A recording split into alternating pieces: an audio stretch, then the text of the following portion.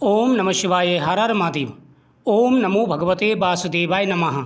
सत्य सनातन धर्म YouTube channel पर आप सभी का स्वागत है। आइए सुनते हैं सावन सोमवार के दिन पुत्रदा एकादशी की कथा। वैष्णव संप्रदाय के लोग आज व्रत रख रहे हैं और आज सावन का आखिरी सोमवार है। भगवान शिव का पूजन करें और साथ ही साथ इस कथा का श्रवण करें। धर्मराज युधिष्ठिर ने कहा, हे देवकी नंदन, अब आप मुझे श्रावण माह के शुक्ल पक्ष की एकादशी का नाम, उसका महत्व तथा कथा बताइए। मधुसूदन भगवान ने कहा, हे कुंती पुत्र, आप शांत हो, एकाग्रचित हो, इस कथा को सुने। इस कथा की केवल सुनने से ही वाजपेयी यज्ञ का फल प्राप्त होता है। द्वापर युग के प्रथम चरण में महिष्मती नामक नगरी थी। वहाँ पर महिजित नाम के नरेश का शासन था। उसके यहाँ पुत्र पैदा नहीं हुआ था। पुत्र के अभाव में वह दुखी रहा करता था। राजकाज में उसका मन नहीं लगता था। उसे अपना राज्य दुखदायक लगता था, क्योंकि पुत्र के ना होने से इस लोक तथा परलोक दोनों में ही सुख प्राप्त नहीं होता है। उसने पुत्र रत्न पाने के लिए अथक प्रयत्न किए, परंतु उसे सफलता नहीं मिली। वृद्ध अवस्था की ओर बढ़ते जाने के साथ साथ राजा और अधिक चिंतित रहने लगा। समय व्यतीत होने पर एक दिन राज्यसभा में उसने अपने सभासदों को बुलाया और कहा, हे सज्जनों, मैं अपनी प्रजा का पुत्र के समान पालन करता हूँ। मैंने जीवन में किसी भी प्रकार का पाप नहीं किया, किसी को अकारण दुख नहीं दिया, अन्यायपूर्वक किसी से धन संपदा नहीं छीनी, ना ही मैंने किसी देव के तथा ब्राह्मण का अपमान नहीं किया, किसी की धनराशि भी नहीं मारी, किसी से भी द्वेष भावना नहीं रखी, सबके साथ एक जैसा व्यवहार किया है। धर्म अनुसार राजकाज चलाने पर भी मेरे कुल में पुत्र उत्पत्ति नहीं हुई है। अतः मैं असीम दुख का अनुभव कर रहा हूँ। इसका क्या कारण है, मैं कुछ भी नहीं सोच पा रहा। अतः आप सबसे अनुरोध है, आप सब इस पर विचार करें। राजा महिष्मती की वाणी सुनकर के उसके मंत्रीगण व बड़े अधिकारी वन की ओर चल दिए। आपस में मंत्रणा करने के बाद में उन्होंने विचार किया, वन में ऋषियों की शरण में जाया जाए, तभी कोई हल निकल सकता है। वहाँ भी आश्रमों में घूमते हुए अंत में ऋषिराज लोमस ऋषि के आश्रम में जा पहुँचे। वो अत्यंत वयोवृद्ध एवं धर्मशास्त्रों के ज्ञाता थे। उन्होंने ऋषिराज को नमन किया और मुनि के नज़दीक ही बैठ गए। वे सब अब विनयपूर्वक कहने लगे, हे ऋषिराज, महर्षि, हमें आपका दर्शन हुआ, हम अत्यंत ही भाग्यशाली हैं। तब ऋषिराज बोले कि हे अदितिगण, हम आपके व्यवहार से अति प्रसन्न हैं। अब आप यहाँ पधारने का प्रयोजन बताइए। मैं आपकी समस्या का अपनी शक्ति अनुसार अवश्य समाधान करूँगा। यह एक सत्य है कि हमें परजीवों का परोपकार करना चाहिए। महर्षि लोमस के ऐसे वचन सुनकर मंत्रीगणों ने कहा, हे ऋषिराज, आप हमारी समस्त बातों को जानने में ब्रह्मा से भी अधिक दूरदृष्टि रखते हैं। हमारे संदेह का निवारण करें।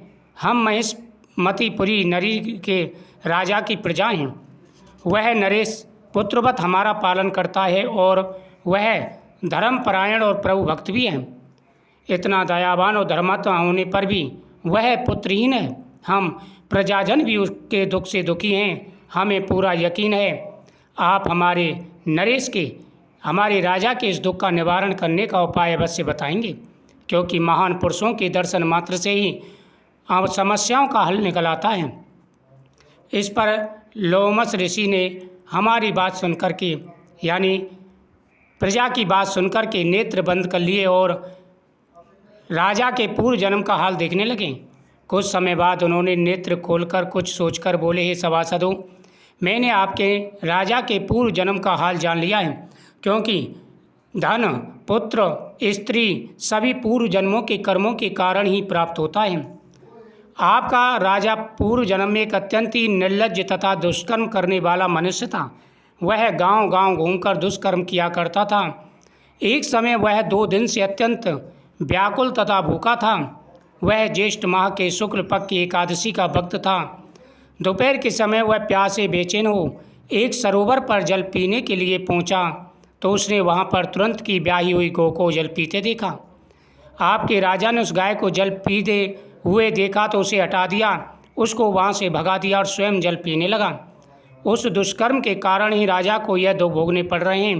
और एकादशी के दिन भूखा रहने से उसके पुण्य से वह आपका राजा हुआ, परंतु उस गाय को जल न पीने के कारण ही, उस पाप के कारण ही राजा को पुत्र का दुख सहना पड़ रहा है। यानी राजा ने गाय को जल पीते हुए देखा और उस गाय को भगा दिया, उस दोष के कारण ही राजा को पुत्र दुख सहना पड़ रहा है। यह सुनकर के सभी सभासद कहने लगे, हे ऋषिवर, शास्त्रों में हमने सुना है कि पुण्य कर्म करने से पापों का नाश हो जाता है और बड़े पुण्य से ऋषियों के दर्शन होते हैं। हमें बड़े पुण्य से आपके दर्शन हुए। हे ऋषिवर, कृपया करके ऐसा कोई उपाय बताइए जिससे हमारे राजा के दुख का निवारण हो सके।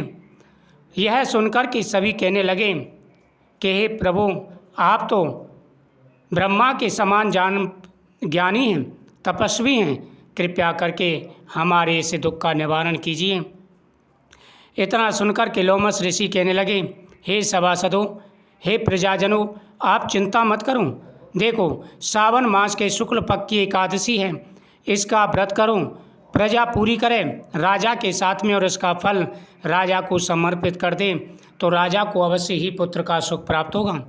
यह सुनकर के सभी प्रजा वापस लौट आई और सभी ने राजा से इस व्रत के बारे में कहा।